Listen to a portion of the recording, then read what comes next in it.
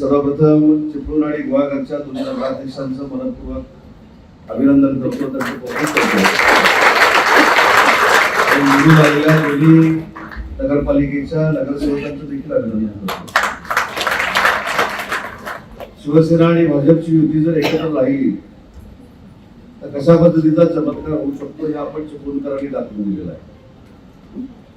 आजच्या दिवशी मी नावं घेत नाही, काही मंडळी अशामध्ये आले. मी माझ्या इथल्या काही पत्रकार सहकाऱ्यांना फोन करून विचारलं की बाबा मी उमेशचा आता उमेश सतपाल साहेब असा उल्लेख केला पाहिजे. त्या रात्री त्यांना विचारलं काय चाललंय उमेश, आमचं काय होणार आहे, उभ्या अडचणीत आहे. दुसऱ्या एकाला बोला काय काय किती मताधिक्य राहील उमेश सतपाळांचं. उमेश सतपाळांचं 3,500 मताला सीटच गेलेली आहे. धक्का बसला. पण राजेशजी उमेश सतपाळ, शिवसेनेचे सगळे पदाधिकारी, भाजपचे सगळे पदाधिकारी समोरच्याकडे असलेला विजय कशा पद्धतीनं खेचून आणू शकतात हे चिपळूणकरांनी आपल्याला महायुती का झाली नाही, कशा पद्धतीनं झाली नाही याची विस्तृत चर्चा इथं स्वतःच्या भाषणामध्ये आता सदानंद चव्हाण साहेबांनी केली. शेवटच्या क्षणापर्यंत जिल्ह्याचा पालकमंत्री म्हणून आणि आदरणीय एकनाथ शिंदे साहेबांनी जे अधिकार दिले होते त्या अधिकाराचा वापर करून राष्ट्रवादी काँग्रेस पार्टी बरोबर देखील युती व्हावी ही प्रामाणिकपणाची माझी इच्छा होती. आता कुणी कोणावर टीका करायची आणि कुणी कोणाला सल्ले द्यायचे हेच मला कळलं असं झालं. आणि म्हणजे मला समजलं असंच झालंय, माझ्या रत्नागिरीच्या नगरपालिकेमध्ये याच राष्ट्रवादी काँग्रेस पार्टीनं नगराध्यक्ष पदाचा उमेदवार आणि 14 नगरसेवक उभे केले होते खऱ्या दिशेने. राहुलजी बरोबर आहे की नाही? रिझल्ट काय लागला? 14-0.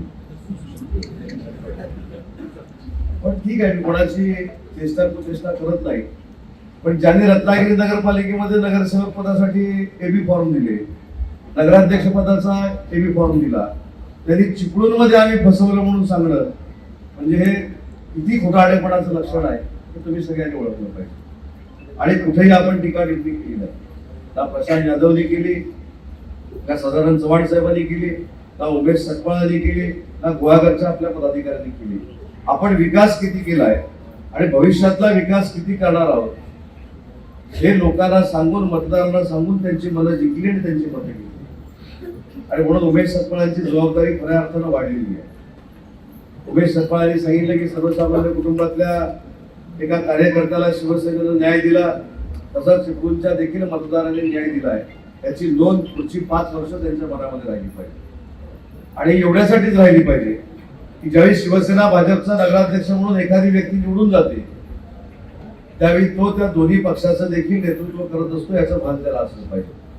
भविष्याच्या 5 वर्षानंतर तुमच्या नगराध्यक्षानं कामच चांगलं केलं नाही, त्याच्यामुळे आम्ही तुम्हाला मतदान करणार नाही अशा पद्धतीचा आवाज चिपळूणच्या नगरपालिकेमध्ये येणार नाही याची दक्षता जशी उमेश सतपाळांनी घ्यायची आहे तशा सगळ्या नगरसेवकांनी घ्यायची आहे. तुम्ही जिल्हा परिषद पंचायत समितीचे चव्हाण साहेब माझ्यावर जबाबदारी सोडून द्या, युती करायची की नाही. तुम्ही असाल, प्रशांतजी असतील, सतीश मोरे असतील, हे बसा, ठरवा. आपण हाच पॅटर्न जिल्हा परिषद पंचायत समिती आणि आपण कोणी सांगितलं, मला आता येत असताना कोणीतरी सांगितलं, समोरच्यानी सांगितलं की आम्हाला युती द्यायचं नाही. आमचं कुठं निमंत्रण नाही आहे. आम्ही महायुती जपण्याचा प्रयत्न करतो, आम्ही महायुती वाढावा असा प्रयत्न करतो. आम्ही देवेंद्रजींना जेवढा सन्मान देतो तेवढाच आमच्या एकनाथ शिंदे साहेबांना सन्मान देतो, तेवढाच आम्ही अजितदादाला सन्मान देतो. त्याच्यामुळे आमची दारं खुली होती. स्वतःहून जर बंद कोणी केली असती आता उघडण्याचा प्रयत्न मात्र कोणी करू नका. दोन्ही जिल्हा प्रमुखांना देखील